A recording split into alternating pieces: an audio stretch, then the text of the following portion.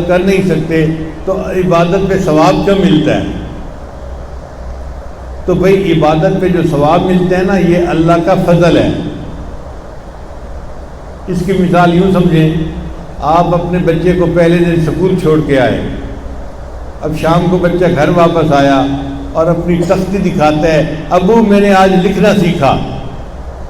اب آپ دیکھتے ہیں تو اس کی تختی کے اوپر ٹیڑھی میڑھی لائنیں لگی ہوتی ہیں، دھبے پڑے ہوتے ہیں، کچھ سمجھ نہیں آتا کیا لکھا ہوا ہے، مگر آپ اس کا دل رکھنے کے لیے اس کو آئس کریم انعام دے کے دیتے ہیں۔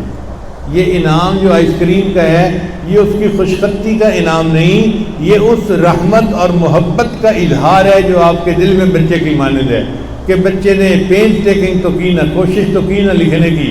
اسی طرح ہم نمازیں تو پڑھتے ہیں لیکن ہماری نمازیں اس قابل نہیں ہوتی کہ اللہ کے شان کے مطابق ہو۔ اللہ فرماتے ہیں میرا بندہ سویا ہوا تھا سردی میں، لحاف سے اٹھا اور ٹھنڈ میں اس نے وضو کیا اور چل کے مسجد میں آ کے اس نے نماز پڑھی، اب جیسی بھی پڑھی ہے میں اپنے بندے کو اس پر اجر دے دیتا ہوں۔ تو یہ اجر اللہ کی رحمت کی وجہ سے ملتا ہے، ہماری کوئی عبادت کی کوالٹی ایسی نہیں ہوتی کہ اس پہ ضرور ہمیں اجر ملے۔ اور ویسے بھی اللہ تعالیٰ چاہے تو کسی بندے کے کتنے اچھے عمل کیوں نہ ہو، اللہ ان کو ٹھکرا دے، کوئی اللہ سے پوچھ نہیں سکتا۔ حدیث مبارکہ میں آتا ہے حضرت عیسیٰ علیہ السلام جا رہے تھے اور ان کے ساتھ ساتھ ایک نیک بندہ جا رہا تھا جو بڑا نیک تھا۔ اللہ کی شان دیکھیں کہ سامنے سے ایک گنہگار بندہ آیا، اب اس گنہگار بندے کو دیکھ کر اس نیک بندے کے دل میں نا ایک نفرت پیدا ہوئی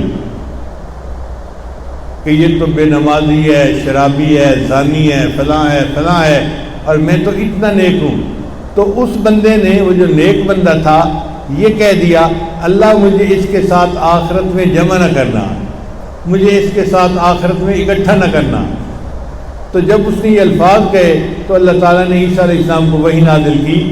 اے میرے پیارے عیسیٰ علیہ السلام، میں نے اس گناہگار بندے کے سب گناہوں کو معاف کر دیا اور اس کو میں نے جنت دے دی، اور اس نیک بندے نے جو کہا تھا کہ اس کے ساتھ مجھے اکٹھا نہ کرنا، لہذا اب یہ جنت نہیں جا سکتا، اس نیک بندے کو میں جہنم میں ڈالوں گا اور اس بندے کو میں نے جنت عطا فرما دی۔